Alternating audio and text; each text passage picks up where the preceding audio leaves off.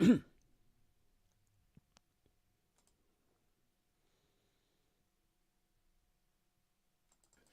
watching Famous Games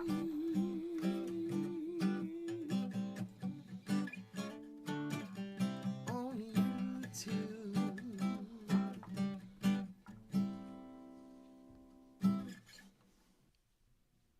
And welcome back to another lovely Monday morning as we approach the open.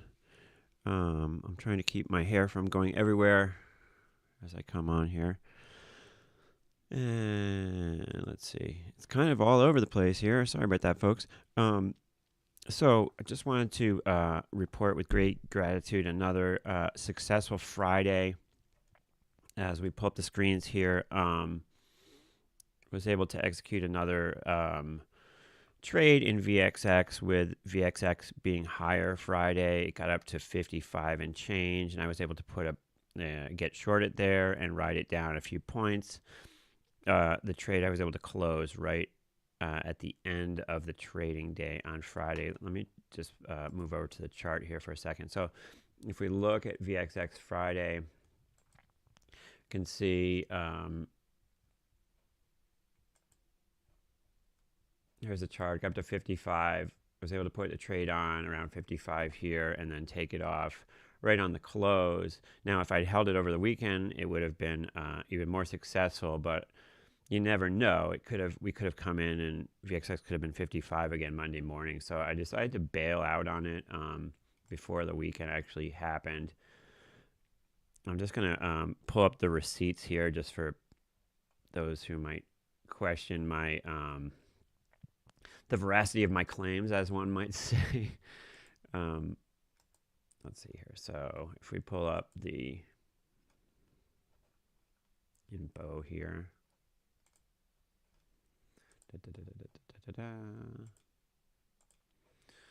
All right, so if we look at past transactions, trade history. Let me go 7 days back from today. We can see, all right, so here we go.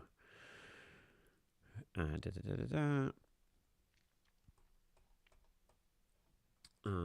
me try to go actually just back 4 days from today. So I'm going to isolate this stuff. Here we go. And then we'll sort this by time.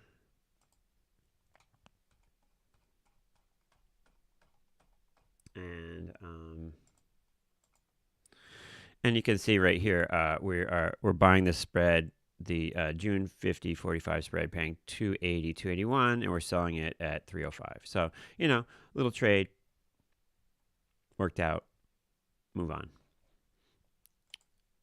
The point I was trying to make with KOLD here is, and I was looking at this morning, we see natural gas making another sort of gap down over when we came into the Sunday session. Remember, the markets reopen at 6 o'clock Sunday night. If we pull up natural gas, we can see this continuation of the down move. And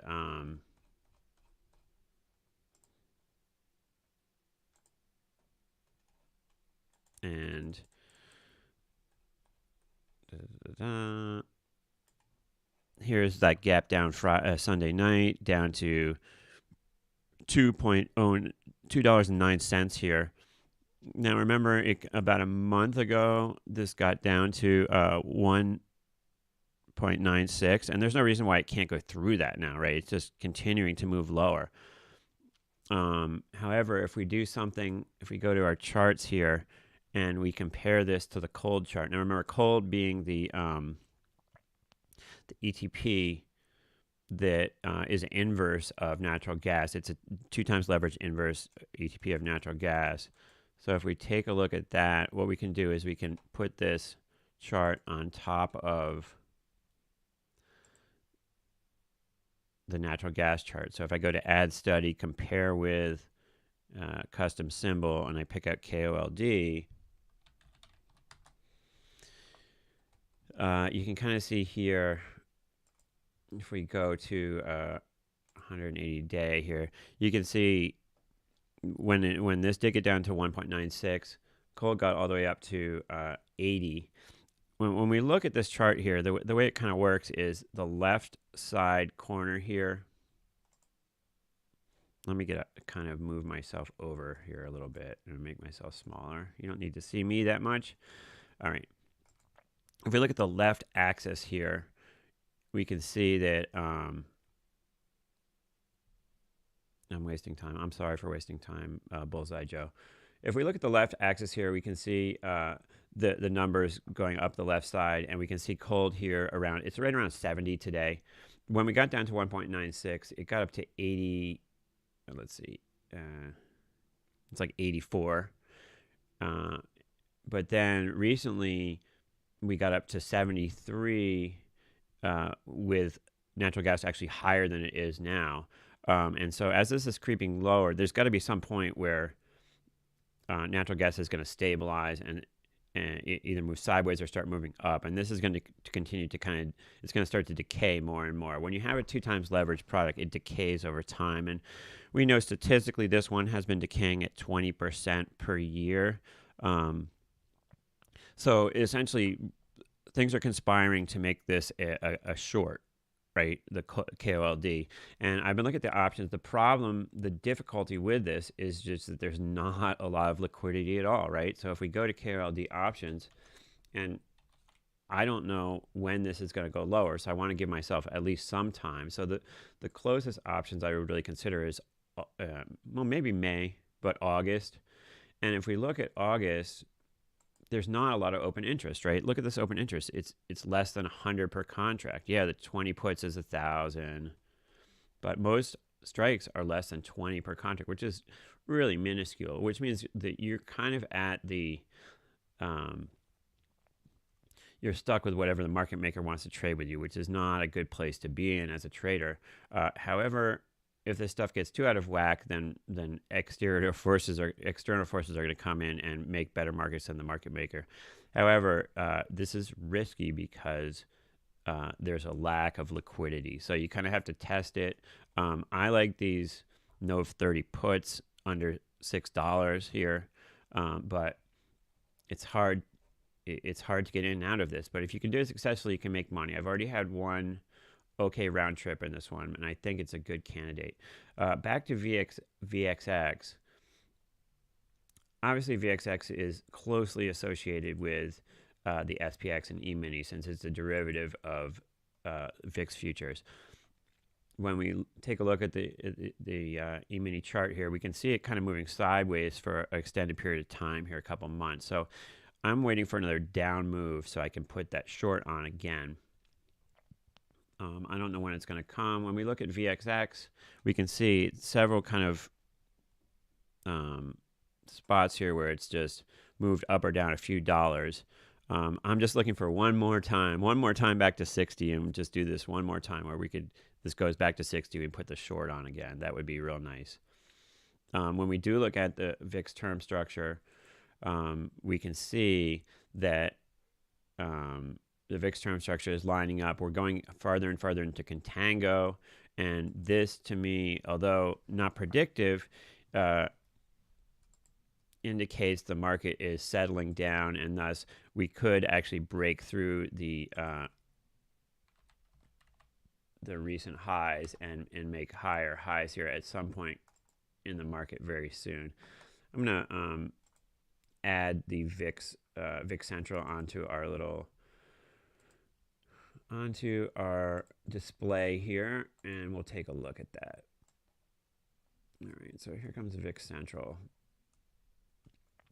And unfortunately, it looks like we've lost a couple of the tools that I really like on this in the last, I don't know, few months or something. But here's the term structure. You can see the most important, when we're looking at this chart, we're only looking at the first 2 months, right? Because those are the only futures that affect VXX or UVIX. So we're only looking at the first 2 months, and we can see that the second month is higher than the first, thus indicating that we are in contango. If I pull this chart up a little bit, we can see it's showing some advertisements. If we get rid of those, it's showing 3.3% contango in this first April to May, and that is all we really care about, because that is what's affecting VXX and UVIX. If we go over this first month, we can see there's 22 days till expiration. So we've got 3 months till expiration, which means that essentially VXX is, 3 weeks till expiration. So VXX is basically like 3/4 made up of the first future, this April future, and 1/4 made up of this May future. And the market makers are actually following a chart that kind of takes all this into account, and they can make markets around that chart. But the essence of what's happening is that VXX has made 3/4 of this front month future now, and 1/4 of this future. And in essence, what's happening is, as each day goes by, VXX becomes made up of more of this May future than the April one. So you could think of slowly, we're kind of rolling up these futures. Over time, the futures are falling down towards spot. They're always falling towards spot, but what VXX is made up of is switching to this higher future all the time. So essentially, this fall towards spot just continues and continues and continues over time, and that's what creates the decay in VXX. So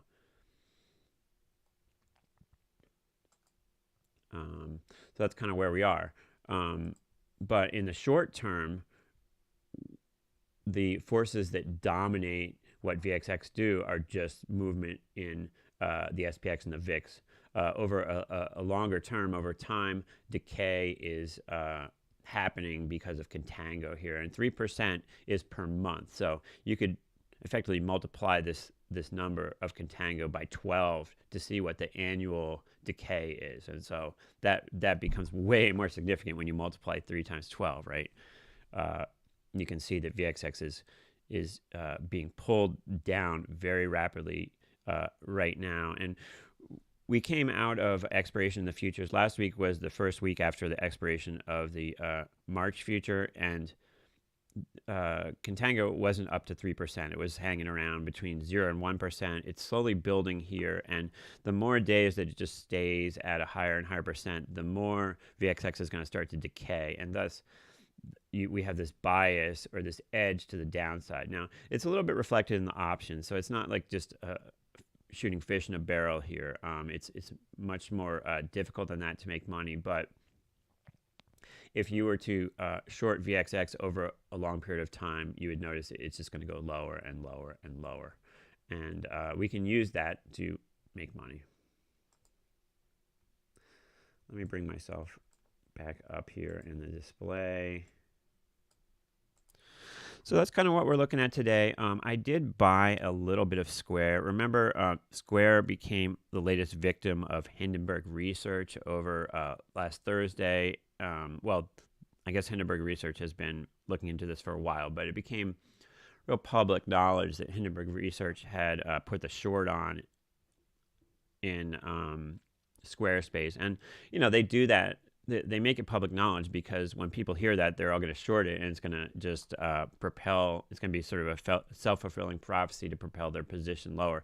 Now, Square has already started recovering from that down move. I did buy a little bit of this, paying $60.30, something like that, and it has started to recover. I expect this to move higher from here. I don't know what will happen. Nobody knows the future, obviously, but I have gotten long Square here to just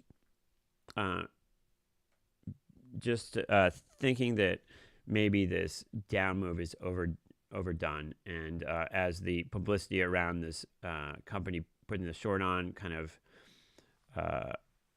comes out of the news cycle, that this could potentially rally back. And so that's kind of my thought on Square, and I'm thus long Square here.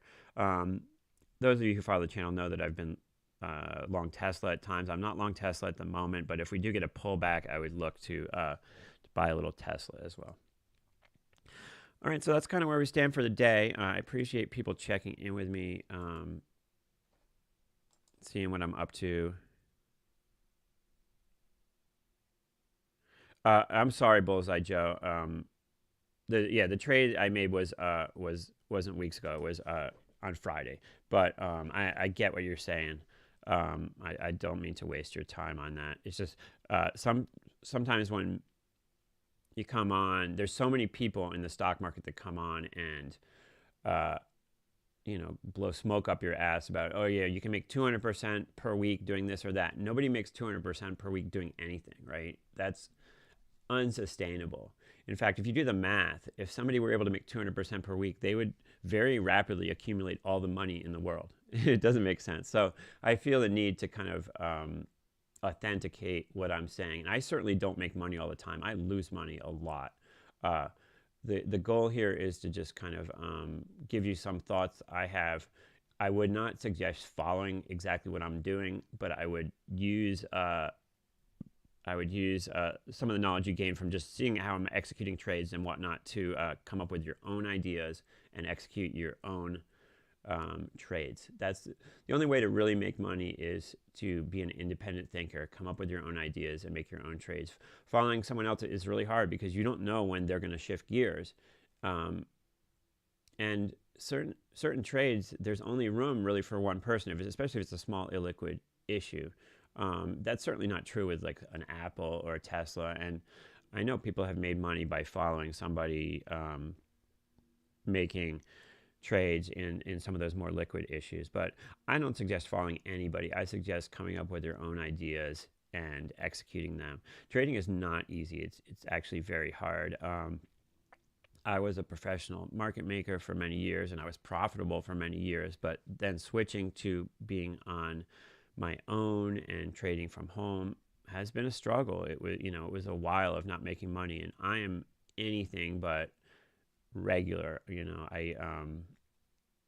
I might lose money for months and months and then have a huge win, that kind of thing. I'm very erratic as a trader. And trading's hard. You have to come up with new ideas all the time. Something will work for a little bit. It might work for a day, a week, a month, but it's not going to work forever. It's like you got to go out and make the donuts every morning, and that it makes it a hard thing because so many other businesses, like let's say real estate or insurance, you build up a book, you build up a following, you advance in title, and you make more and more money as your career goes on. As a trader, you got to come up with new ideas often, and you got to go out there and make the money. It's a tough road, but it's something that some people have in their blood, and I certainly do.